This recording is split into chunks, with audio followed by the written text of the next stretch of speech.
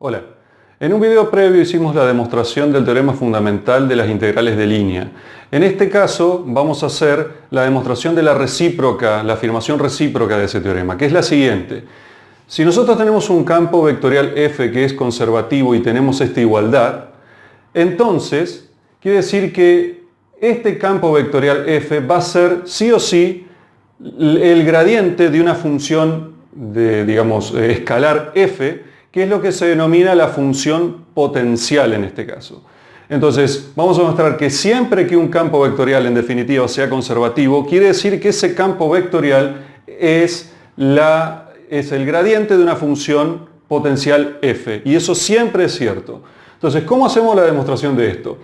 Vamos a definir un vector, un campo vectorial en el espacio, en un espacio de 3 dimensiones. Sin embargo, la demostración es completamente válida, como van a ver, para un espacio de n dimensiones.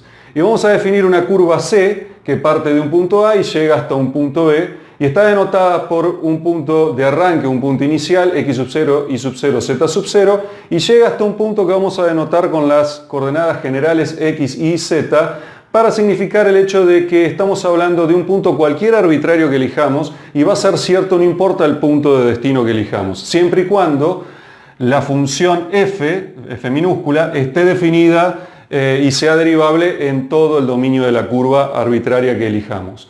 Bien, entonces, ¿cómo vamos a hacer? Lo que vamos a hacer es lo siguiente, vamos a dividir esta curva C en 3 curvas, en 3 subcurvas, es decir, vamos a decir que C es igual a una curva sub 1 más una curva sub 2 más una curva sub 3. ¿Y cómo vamos a definir estas curvas? Lo que vamos a hacer es hacer variar una sola variable a la vez por cada una de estas curvas. Es decir, vamos a definir a C sub 1 como una curva arbitraria que va desde el punto x sub 0, y sub 0, z sub 0, es decir, este punto inicial, y llega a un punto x, y sub 0, z sub 0. Es decir, solamente varió aquí la coordenada x de este sistema de coordenadas.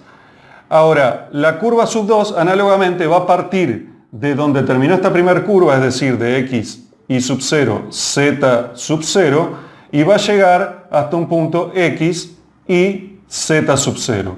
Y algo similar para la curva 3. Vamos a partir del punto x, y z sub 0, y vamos a llegar al punto x, y z, que es el punto final de nuestra curva arbitraria.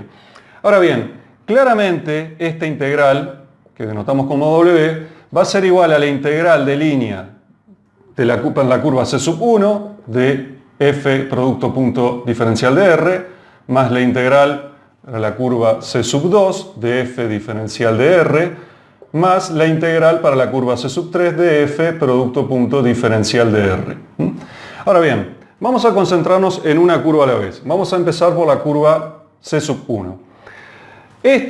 Esta parte de aquí, esta primera integral, la podemos denotar así, como la integral que parte del punto x sub 0, y sub 0, z sub 0, y llega al punto x, y sub 0, z sub 0, y a f y a dr los voy a denotar de esta manera, que es más resumida, como pqr, producto punto, diferencial de x, diferencial de y, diferencial de z.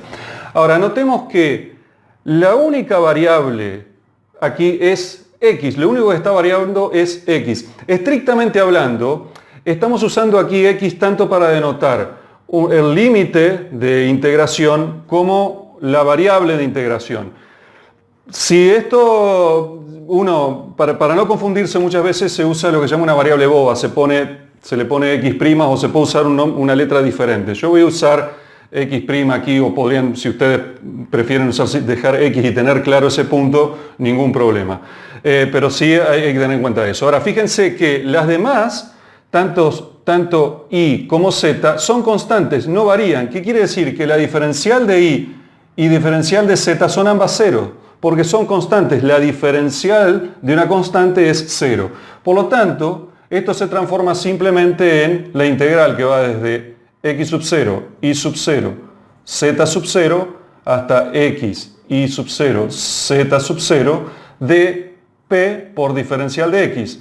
¿Y esto a qué es igual? Por esta hipótesis de la que partimos, es igual a la función f en cuestión de la que partimos, en la hipótesis, evaluada en el punto de destino, en este caso es x y sub 0, z sub 0 menos la función evaluada en el punto de inicio, que es y sub 0, x sub 0, y sub 0, z sub 0. Y por el teorema fundamental del cálculo, esto significa que, ese teorema demuestra que P es igual a la diferencial o la derivada de f respecto de x, o x, aquí podemos usar la variable boba nuevamente, como quieran, como prefieran. La diferencial respecto de x. En este caso, como es una función de múltiples variables, va a ser la derivada parcial de f respecto de x. Vamos a aplicar la integral de la curva 2, que nos dice que la integral que va desde el punto, en este caso es x y sub 0, z sub 0 hasta el punto x y z sub 0 de p, q, r, producto punto, diferencial de x, diferencial de y, diferencial de z.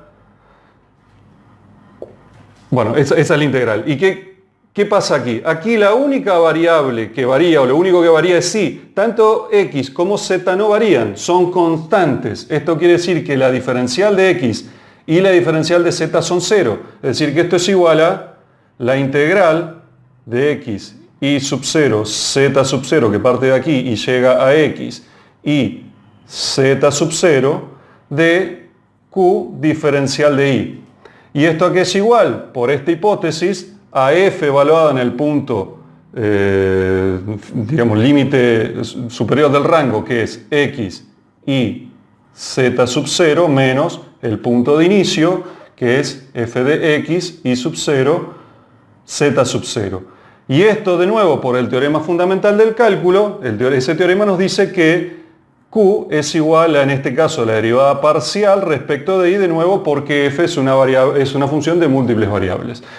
El mismo argumento, no lo voy a repetir aquí el álgebra porque es análoga, podemos usar para demostrar que el componente R de este vector, de este campo vectorial, es igual a la derivada parcial de f respecto de z. Es decir, en definitiva, nuestro campo vectorial f, que es PQR, va a ser igual a la derivada parcial de f respecto de x y más la derivada y sombrero más la derivada parcial de f respecto de y, j sombrero, más la derivada parcial de f respecto de z, k sombrero. Es decir, que esto es igual, y esto es precisamente la definición de el gradiente de la función f.